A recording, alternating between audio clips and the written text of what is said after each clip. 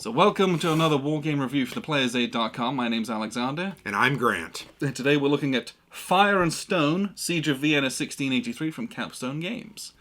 And now this is a two-player tactical siege game, obviously covering the Siege of Vienna. Now this Of game... 1683. Of 1683, yes. Aptly named. So this is currently, at the time of recording, up for pre-order from Capstone Games. The copy that we have played was a pre-production. Right. If it was very nice. I think if there's any changes, they'll be very minimal. Well, and we found like one or two errors on cards. Some of the way things were listed in the rule book, like we were just talking about, the makeup of your troops. They probably should have listed them all as the same type of troops. Everybody has guys that are weak. Yeah. But they listed my powerful to my weakest and your weakest to your most powerful. Yeah, right? So there's a couple bits and pieces I'm sure they'll tidy up. Yeah. But if, effectively, this was a final production copy. And it's beautiful. It's stunning. Extremely nice to play with. Yeah. Now, this is a game that is, the rule book was really 10 pages of rules, mostly. It's not particularly, and there's so much of it is like setup and introductory stuff. A lot of pictures showing you there's like 4 pages of actual rules. Yeah. So this is a very easy to learn game.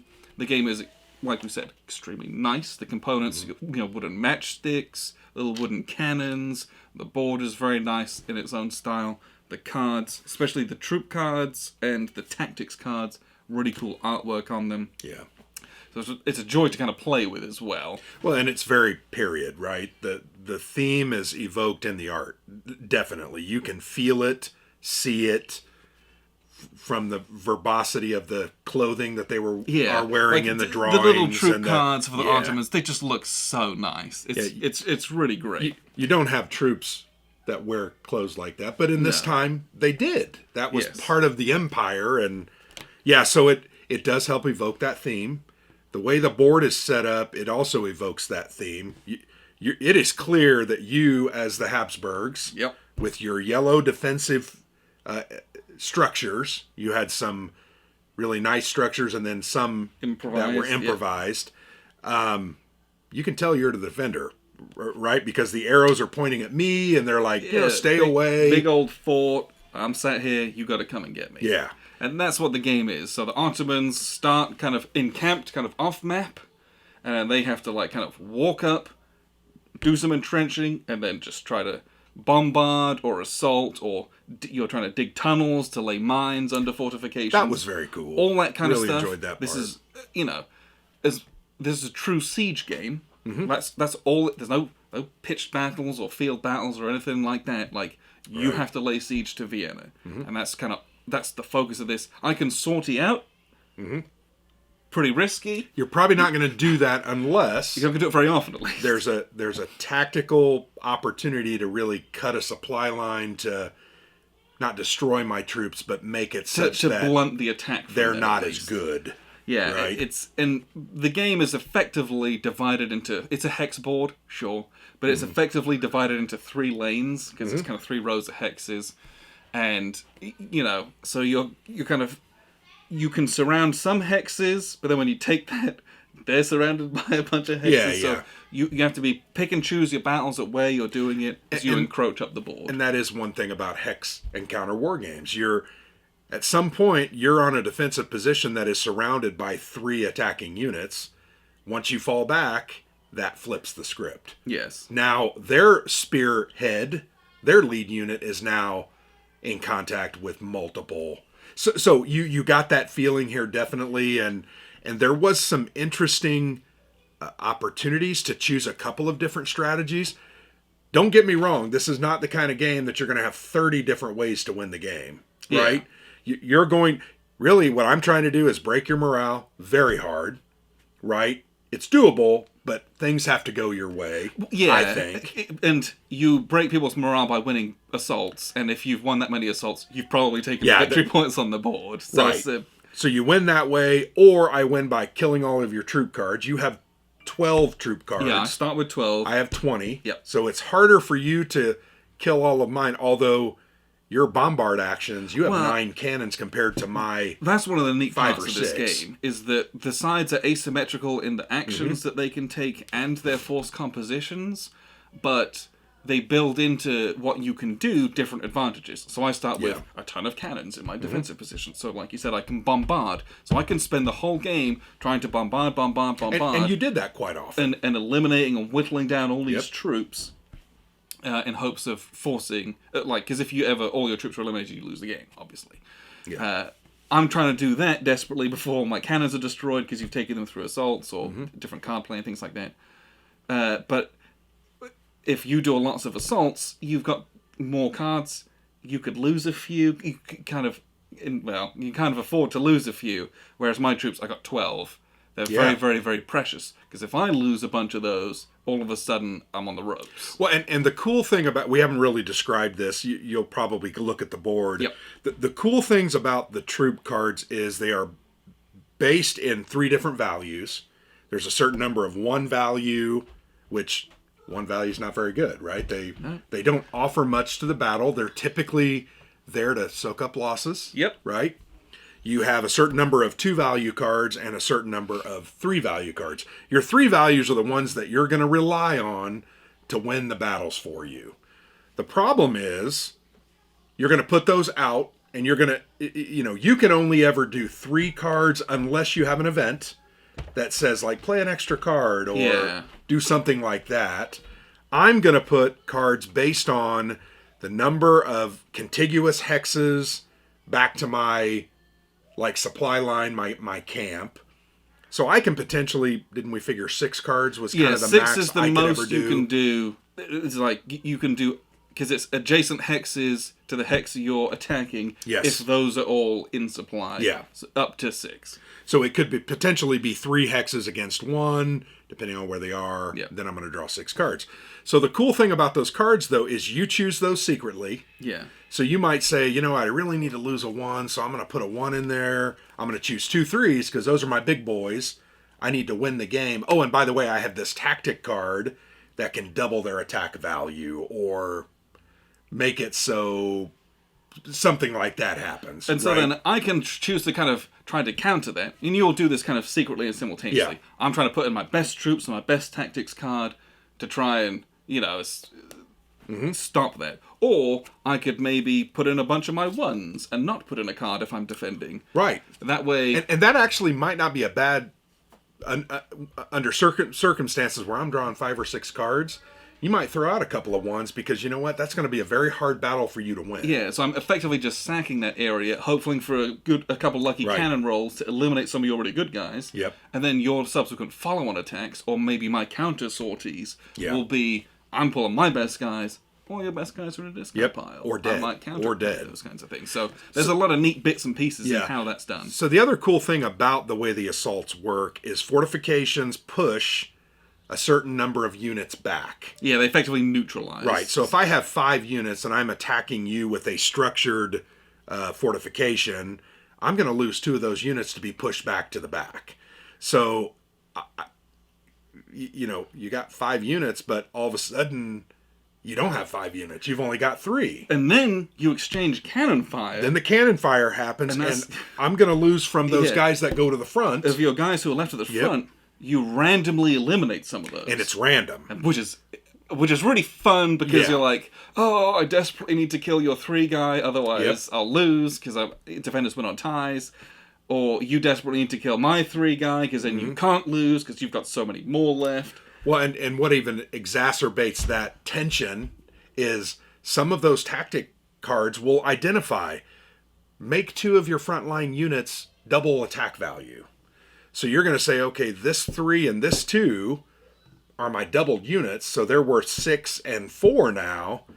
Oh, and then you're going to shoot me with cannons, and I'm going to jumble those up. And those guys might die. And they might die. So there's a lot of tension with that. There's a lot of decision making about how you're going to approach that.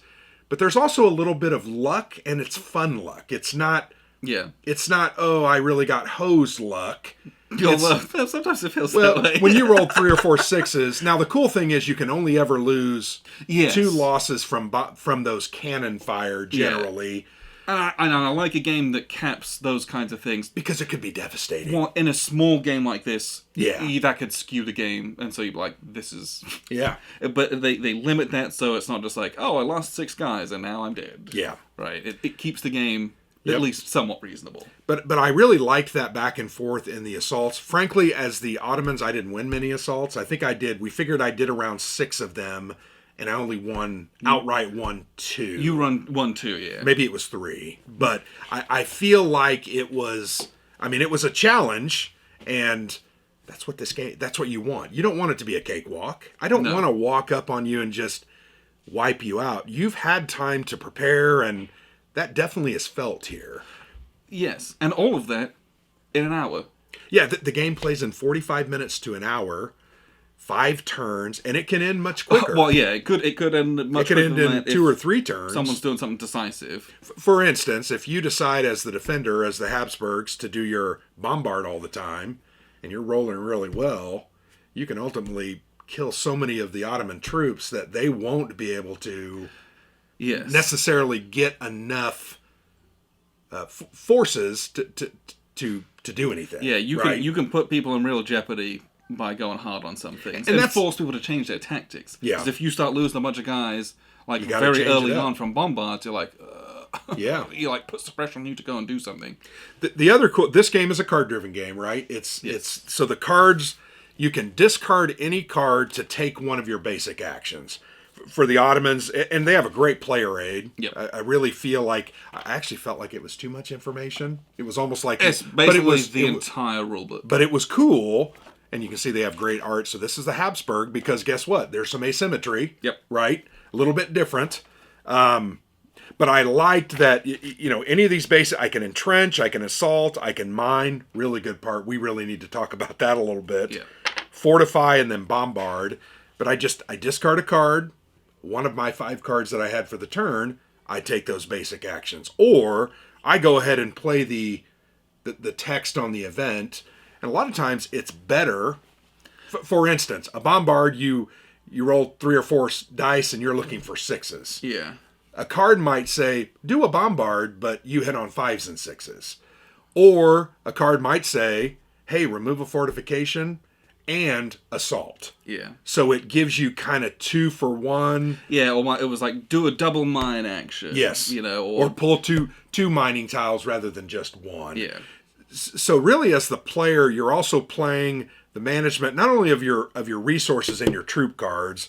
You're trying to manage this hand of cards to the best of your ability, most efficiently, and get the most actions.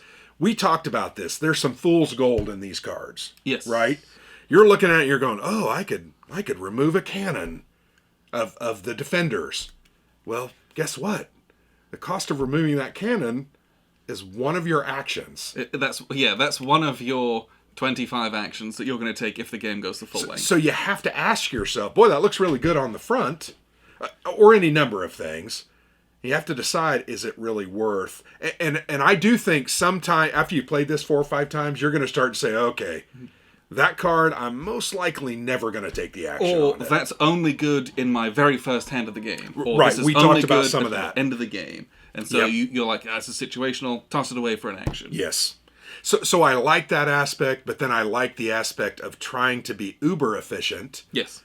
And get the most actions out of these cards as you can. Plus, some of the actions that come off the card or the events are like an impossibility, right? Oh, I just removed this, and that's a lot. That takes a lot to do, but that card allowed me to do that. And that's the way most card-driven games are. Your events are going to be a little better than your normal actions, or they're going to do something that normally could not be done. That's going to break the rules. The other thing that you'd mentioned that we'll talk about now is the tunneling and the mining. Very cool. So you have these draw bags, yep. which, mine's yellow for the Habsburg, yours is red for the Ottomans, and they have these little tunnel markers in them. And it's a little spade, and it's got, there's a 1 value, there's some 2 values, and then I think there's some 3 values. Yep, there was. There's one 3 value, I think that's what it was. I think I might have 2 3s. Or as the Ottomans. Did I have any 2s? 3s? So I had 2 2s, a 3, and 5 1s is what I had. You have a 1 out there. Yeah. But if you take that action, you're going to randomly pull one of these. So I know, hey, this is a 1, and then I put it face down on my side of the kind of tunnel track. Yep. Once you get 4 points down there, you can reveal those, and it's you've dug your tunnels, you've placed your mines, that's you triggering the mines. And you're going to remove improvised fortifications from the board doing that. Or structured fortifications. Yes, which are very hard to remove. Yes, I think that's pretty much the only way to. Yeah, so you almost have to do the the tunneling to get those gone, because man, those push back 2 troops. They're devastating. Yes, and so I really enjoyed that. I wish it would have been a little more like contested. I felt like you didn't do that very much. I didn't need to in your defense. When I had some cards that came up, I felt like I had a hand where I had 2 or 3 cards that played off of those. Okay. Where it was like, I could put out 2 of those tokens instead of just 1, which was nice. And then it was like, if I had 3 or more, I could reveal them all and do a whole bunch of stuff. Yeah. That's where I killed 2 troops, removed a morale from you. That was bad. Got some stuff. That was cool. But I also had one that was, I could remove 3 and remove all of yours as well. Right. So if we were going at it, digging, you kind of got rid of mine. I could remove all the tunnels from. So that just resets you, hurts time. Well, and the normal mine action takes 4 shovels. Yes, so that card gave you for 3. That's big. Yeah, that is really big. It deletes all of yours, and it's like cool. Yeah. So yeah, there was some really neat aspects to that. Well, and that's a very, I think, that time period. I think even about the American Civil War, there were times where the Union or the Confederates tried to tunnel underneath fortified lines to do exactly this: stack it with TNT and blow it to Kingdom Come. So that was a neat element, a little bit of a sideshow, but something the Ottomans definitely have to do. If you don't do it as the Ottomans, you're going to be losing a lot more assaults than you win. And I felt like I spent a lot of time the first couple of turns focused on that because you have so many fortifications. I had to get rid of them. Yeah. Had to. And it's like all these games. When you have a very tight action economy, it's how much do you commit to this? Yeah. How much do you commit to the assaults? How much do you commit to, building your own fortifications to prevent against counterattack, things like that. Yep. There's a lot of neat aspects to that. What I will do is I will show you how this works, and then we'll wrap up with a few final thoughts. So here's a look at the map. And as you can see, the little small map that we got going on here, I think it consists of like 14 hexes. But let's get some of the cards out that we've... So we have our strategy cards, and you have a deck of these troop cards. But basically, the Ottoman player, this is their camp. They're going to set up, they're going to kind of entrench these areas, and they have to come all the way here. Victory conditions are taking both of these. If they get both of these, they win. Or just this one alone, they win. The other ways to win is if you can force the opponent's morale down to end. Or the other way to win is if all of your troops become eliminated. So there's troops that are discarded after they've been used, and there's troops who are eliminated if they're killed. If everyone is killed, then your army is dead, you lose. It's very, very simple in that way. So the Habsburgs are trying to prevent that from happening. They can auto-win by getting Ottoman morale down to 0, or by eliminating all the troops. Everything else is, can you you complete turn 5, and then the Habsburgs win, if they haven't lost any of these areas, basically these 3. So, how does a turn work? Well, you're going to have a hand of 5 cards. 1, 2, 3, 4, 5. And you're going to play one of these. Either you're going to discard it and take one of your actions from your little action menu. So the Ottomans can do entrench, assault, mine, fortify, or bombard. Or they could perform the event text on it. And this one says, perform 2 assault actions. You must select 2 different hexes, and you must be adjacent to each hex before you perform the first assault. Play a maximum of 4 Ottoman troops during each assault. Completely resolve 1 assault before starting the next. So, some cards give you basically 2 assault actions. That's really nice. But, it's limiting in that you can't pull out 12 guys, which you could under certain circumstances. But it gives you double action for that one, basically. Or you might return up to 2 Ottoman cannons that have been removed to any hexes you control. So if later in the game, or we only have 1, 2, 3, 4, 5, one of mine is removed from the board, I can just play that, I get a cannon back into any hexes that I control. Great.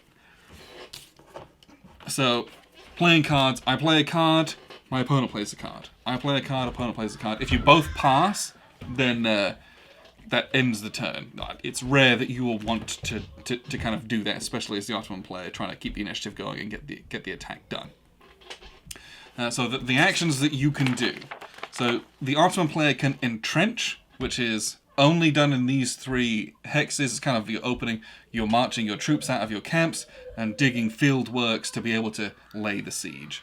When you do that, you put out 2 of these improvised fortifications. You can move any of your cannons up, and your morale goes up 1, and enemy morale goes down 1. You know, you're arraying your forces, initiating the siege.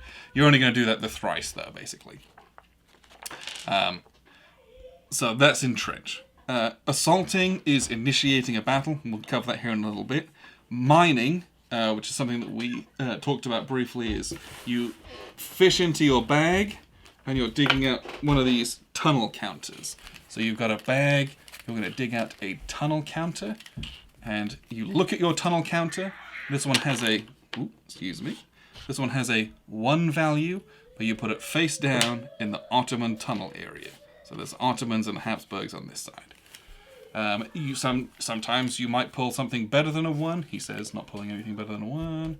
So the Ottomans have like 2 values and a 3 value one. So they got a 3, which is very strong. I don't think the Habsburgs have that. And they've got a couple of 2s. If ever you place, so currently we've got 3. These will be face down. If ever you place 1, you do a mine action, and that gets you to 4. You've completed your tunnels, and you trigger a mine. And so what you do is you put all those back in the bag, and then in a hex adjacent to a hex you control, you can remove 1 structural fortification from it, or all improvised. So structural fortifications are these little triangular pieces, and improvised ones are these matchsticks. Structural ones, that's basically one of the only ways they can be removed, and they're very strong, so you want to try and attack those, that shouldn't be on the board, where you can. You can either remove 1 of these, or you could remove 2 of these. Boom, that's what it does. That's important because these help the defender in battles and attacks. So that's mining, drawing out of that bag, doing those back and forth. You can fortify. Fortify is simply you take 1 of your sticks, and you place it out in an area that you control.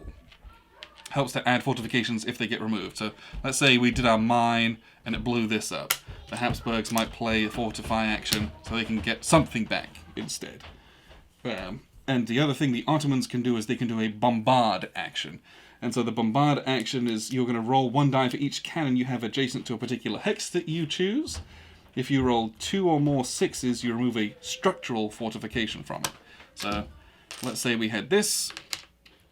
We're going to roll dice for each cannon I have adjacent to it. I got 4. And if we roll 2 6s, and roll 1, then we would remove this. So, very risky, and you want to do it where you've got 6 cannons to at least have kind of a decent chance at doing it. But, you know, that's an action that's a little bit on the frivolous side, is what I would say. The Habsburg player, they can also fortify, they can also do the mine action. But they can sortie, which is an assault kind of out of the sally forth and do a sortie, basically. That's important because a lot of their tactics cards play off a sortie, or a card might say this enhances a sortie action, not an assault action. And then the other thing that they can do is a barrage. And barrages are very strong early in the game. Early in the game, when you have a bunch of cannons out, you're going to roll dice equal to the number of cannons on the board. So we've got 4, 5, 6, 7, 8, 9. So you're going to roll 9 dice.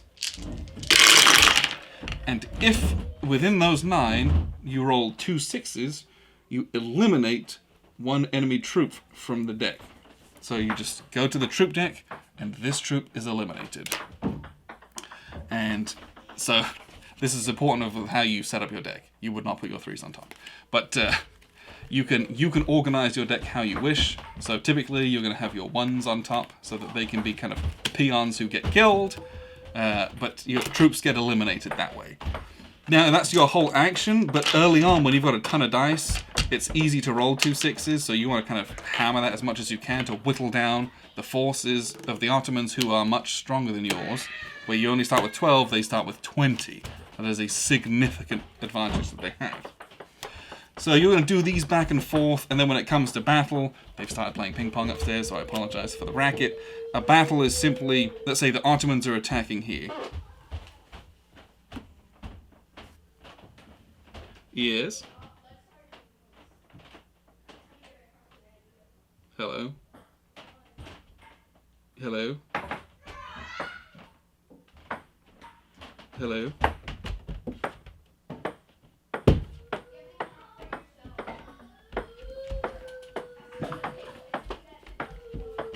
The Ottomans are going to attack. So normally when you attack, you get to choose 3 troop cards. So let's choose 3 troop cards, and we'll choose all of our best ones, because that's what we want to do. Send our best troops forward. We're going to choose 3, but the Ottomans also get to choose additional, because so you have a base of 3, and then you're looking at ones that are adjacent to it as well, to a maximum of 6. So we're going to get a couple extra troops because we have adjacent hexes next to the attacker that can trace a supply next to the camp.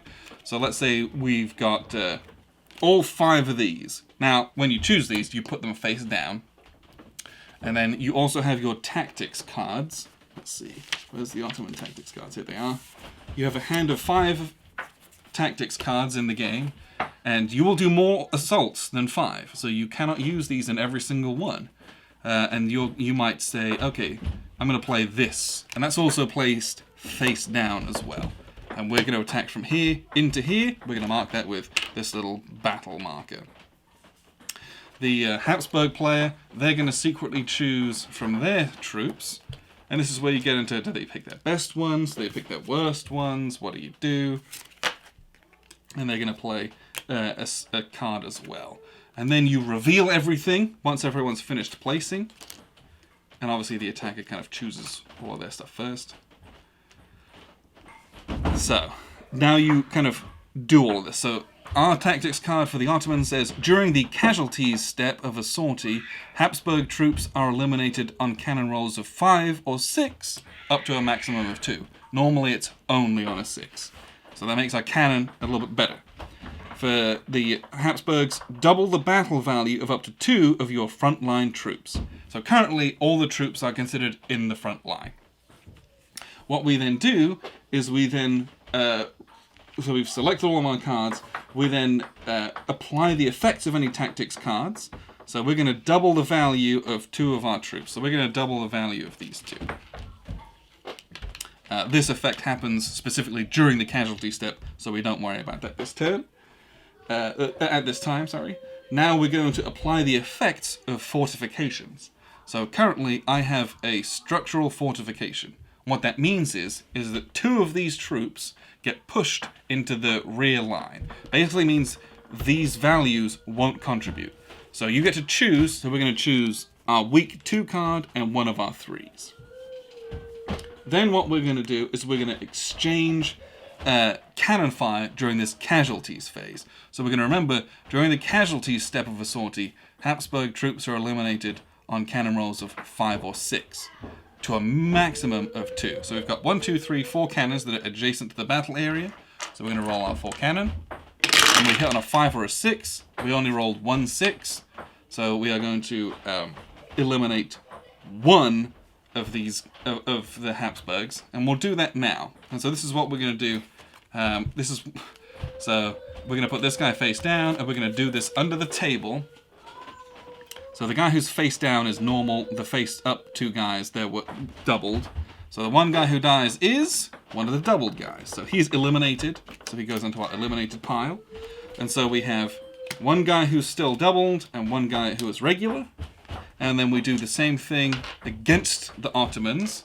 So we're going to roll all of our cannon. So the Habsburgs' cannons can shoot from anywhere. The Ottomans' cannons have to be from adjacent. So we're going to shoot all the Habsburg cannon. We rolled 2 6s.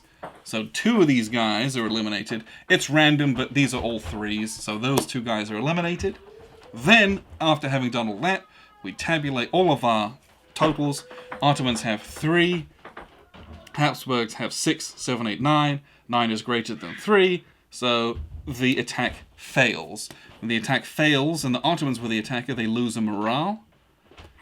They can optionally start killing guys to remove fortifications, but eliminating guys permanently from the game is pretty risky. But is it worth removing a structural fortification? There's some little bits and pieces like that, which I think is very interesting. But you might just say that's enough. We've already lost enough guys. So then everyone who's left in the battle gets discarded, so they can't be used the rest of this turn. They can be, but there's some stipulations to it. These guys get discarded, and your tactics card is gone from the game. There's a one-time use and can't be used ever again. So that's an assault. If it's successful, you would remove all of this stuff, and then the Ottoman immediately gets 2 of these, and they get control, and you can then rearrange your cannon so you can bring any of them up on the field and rearrange them so you can kind of attack in somewhere else. But that's how that kind of stuff works. You either defend or you're attacking. But that's kind of the whole part of the game. Apologies, it's been very loud. What we'll do is wrap up with a few final thoughts. So that was a look at the game board. It's beautiful. Oh, yeah. They're really, really well done. They've knocked it out of the park. I always like this, even on the inside of the box. Yeah. Artwork. Yeah. You love to see that kind of thing. A space you're not going to see that often, but it's beautiful. But it's like we take a little bit of joy out of that when we open the box, right? Every little helps. Yep. But yeah, this was a really enjoyable, fast-playing, little tactical siege game. I think it fulfills its brief to a T. It does what it says on the tin, as you always say, right? Absolutely. It's a siege game, 2-player, They say how long it's 45 to 60 minutes, I think is what it says. Maybe it says 60 minutes. 60 to 90 minutes. Okay. 90 minutes. Your first game might be 90 minutes. But after that, I really think 60 minutes is kind of it's the you're going longest. to start kind of bashing through this. But that's exactly what this is. It's a quick playing, interesting game with a lot of strategic and tactical decisions that you've got to make, and you throw some randomness of the cards and the dice in there, so you're always going to keep it a game. Yeah, because you only use 5 of your 10 tactics cards. The other 5 go in the box. So your first play and your second play will be very different. Yep. And then after that, you're going to start seeing variations and mixtures of all those different cards and things that you're going to play. Well, in the tactics cards, you only get 5 of them, and there's 5 turns. Well, I wanted to use a lot more of them. And you'll do more battles than that. Yes. It's so that's really neat. When do I play which one? Yeah.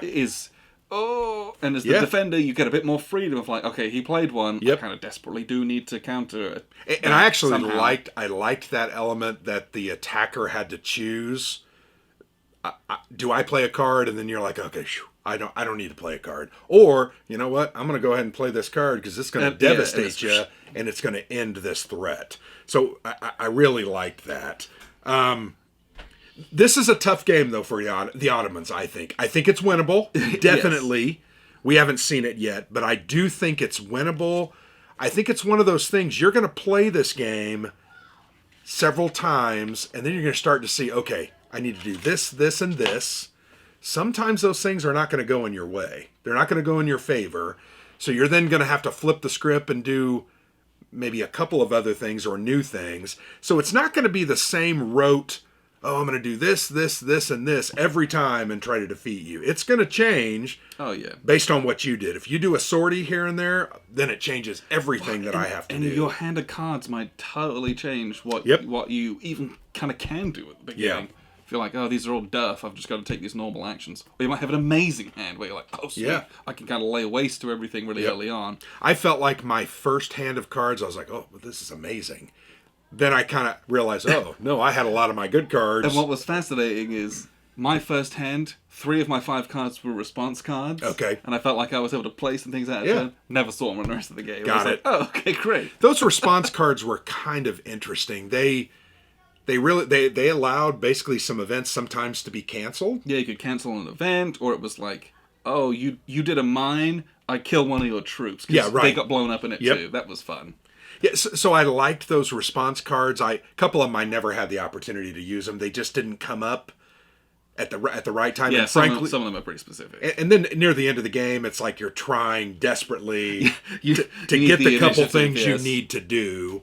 In this play, I made it probably historically would be my guess. I don't know that for a fact. I breached the covered area, I think is what it was called. Yeah, it's like the ditch and then the covered wall. Yeah, Wall, not the curtain wall. I didn't get anywhere near that, but I did breach that. And you know what? We talked about this because my cannon rolls were atrocious. Very bad. I was rolling sometimes 2 to 5 6-siders, and I don't think I destroyed one guy with my cannons. Or it was one at most. Like, Right. I almost every time had 3 defenders left at the end of any So battle. had that gone just one die my way, I think I would have makes a won huge more of difference. those assaults. I would have been further down the line. It would have made the opportunity to win more reasonable. So I once again, like that. You're also going to come to a point where you didn't use sortie in our game here. No. But there's going to be some times where you're like, I've got to sortie there because I've got to stop this As threat. you creep a little bit further, your supply lines are a little bit more precarious, and so it's like, you can kind of do it and get it over with. Yeah. Or destroy a threat. You may be able to kind of run in there and wipe you out because I don't have any fortifications or and then I don't have many if you troop start cards left. losing cannons from sorties, Oh, that's devastating. you only have 6 to start with. That would be very, very punitive. I did have a couple of cards that allowed me to pull cannons back. I don't know if you, as the Habsburgs, had I didn't those. see a card that allowed me to move a cannon. I had at at all. least one. I think I might have had 2. I also had several cards that allowed me to go into my dead pile and pull cards out, and I did that several times. Had I not had that, it would have been over. I think I saw one card that did that. I at least had 3. But So this is one of those games that you are either going to kind of play it, switch sides, play it again. You can play it a few times in a session or you play it on a lunch break, or you play it at the end of another big game session. Right? Yes. You can tag this on almost anywhere because it is a game that your brain already hurts from another game. You want something that's like manageable and easy to learn and quick to play, but still has some interest and some tactical decisions and some tension and a little bit of fun. Yes. Yeah. I will say this also. I think this would be a great game to bring new wargamers into the fold. I mean, people are just dying to play the Siege of Vienna, thematically speaking. Yeah. But in reality, the game itself is a really good... here's what I would say. This is much less abstract than I thought it was going to be. Yeah. When you look at the board initially, you're like, oh, that's pretty I've abstract. Just seen pieces. No, and it's like, I'm like, oh, this is great little tactical game. Yeah. Which is a huge boon. I think the illusion of abstractness is the way the hexes are set up. They look a little... They're oversized. And just how few pieces there are on the board. But it was way more tactical than I think I gave it credit for when we were looking at the rules and pushing things around. The other thing I would say about this game, if you don't know Robert Dulesky, and I don't think you haven't played Wars of Marcus Aurelius nor Stilicho. I've hogged those games. I know they're a very good repute. So those are solitaire games from Hollandspiel, totally different company. Those were Robert's first and second games. And I want to be honest, those games made me fall in love with this designer, and this does not disappoint in any way, shape, or form. It feels, while totally different, those were not sieges. They were a little more strategic, operational type things where you were moving Romans out to defeat barbarians. But Robert puts a lot of historical effort into this design. In fact, the historical notes and designer notes are longer than the rule book. Yes. I think this is about 12 pages. I think the rule was 13 or 14. So the rule book is technically like 15 pages, but the actual rules are like 4. One of them's like an index. One of them's like these are components. These are rules. These are 6 pages of rules. So I was looking through this. You learn a lot. You learn about the history of the battle, how it happened, how they came to that point, who the Pasha was, why they were trying to do, why the Ottomans were doing what they were doing. I think the Ottomans just wanted to control the whole of Europe, right? It's the kind of post-Virgin Queen stuff that's going on and pushing up. Here I Stand is also... So anyway, I thought the historical research and detail was very cool. I felt that in the cards. There's actually at the bottom of the cards, and we say this because most people maybe overlook that, but there's a lot of the historical detail to help you understand, oh, this is how it worked. But what I would say about Robert is he cares about his designs. I think he's also, if I believe correct, he's a TV film producer, but I'm not exactly sure. So he's probably sitting there going, no, Grant, no. But he has a lot of skill, not only in that visual type thing, but also in this telling a narrative with these games. You're going to have some exultant moments. You're going to have some, oh crap, that was terrible. Yeah. There were moments where I was sitting over there going, oh, what am I going to do? I was fretting, and I could feel myself being the Ottoman commander saying the same thing. The Pasha's going to take my head because I can't get this to work. Or it's like, my die roll doesn't go well, and all of my nice fortifications are now destroyed because I lost the assault. And you're like... yeah. So really a great narrative. This game sets itself up to be that with the card-driven play. I love the art. It's thematic. It's great. The insert was fantastic. And once again, this is a prototype. So if it looks like this is a really great... This is a game that I would want on my shelf. Absolutely. Particularly if I like historical games. Yes. This is a 2-player game. It is. I don't think they have a solo There bot. is not a solo bot, and you would be hard-pressed to play this well solo. Even if you're doing... I would not do this two-handed. Right. It's a CDG. That always comes with its own set of problems. Hidden information. And the secret placement of your troops, the secret placement of your tactics cards. You're not going to do this one solo. That's the reality of it. So, but if you've got another player... someone who you regularly want to play this kind of thing with, or if you just want to have this to be opportunistic and play with someone, like you said, it's a family holiday. I can play this with me dad, or I can trick someone who's a Euro gamer to play this very short war game with me. Right. This is one of those styles of games. Because it looks like a Euro game in some ways. It uses wood. Beautiful components. Plays in an hour. Yep. Done. Right, and it's a siege. Everyone kind of knows. Oh, attack the castle. Right. Yeah. One question I think is always asked us when we play these kind of games. Replayability. I think that there's a couple things that make this game replayable. One is it's asymmetric, so both sides are different. Yeah, you flip them back and forth. That's enough. So I'm going to play the Ottomans 3 or 4, maybe 5 times before I really figure them out. And guess what? I can then come over, sit on your side of the table, play the Habsburgs, and it's going to take 3 to 5 plays to get that feeling, and then you can mix and match. So it's going to be different every time because of the CDG on top of it, and which then you've got picking your strategies too. There's a lot of... I think the game, you're going to still try to do certain things. You're still going to try to get these 2 areas or control. This is almost impossible. I can't imagine how this would happen, but I'm sure it's happened. Oh yeah. But you're going to kind of go for these, but how do you go? Do you go this side? Do you go this side? Do you go straight up the middle? Yeah. Can you capitulate the morale when you're halfway through doing that because you've won so many assaults? So there is some replayability here. I really enjoyed this. In fact, I would love to set it up immediately and go ahead and play again. I think it's a great game. And you can do that because this game does not take very long. 45 minutes to an hour. This absolutely fits that bill. So, Fire and Stone, Siege of Vienna, 1683 from Capstone Games. Check it out. It is currently on pre-order. Hopefully it's still on there by the time this video releases. If it's not, go and buy it anyway. Because this is one of those very enjoyable 2-player war games that you can just immediately play with anyone. Agreed. 6 pages of rules. Go and play the Siege. It is very fun. Yeah, we picked this up and we were playing it in 10 minutes. So. Oh, yeah.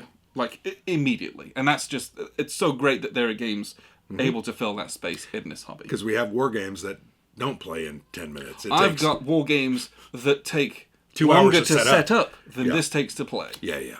Agreed. But yeah, this is very, very fun, very beautiful, very enjoyable game to play with. So check it out if there's something you're interested in. Appreciate you tuning in. I've been Alexander from PlayerSafe.com. And I'm Grant.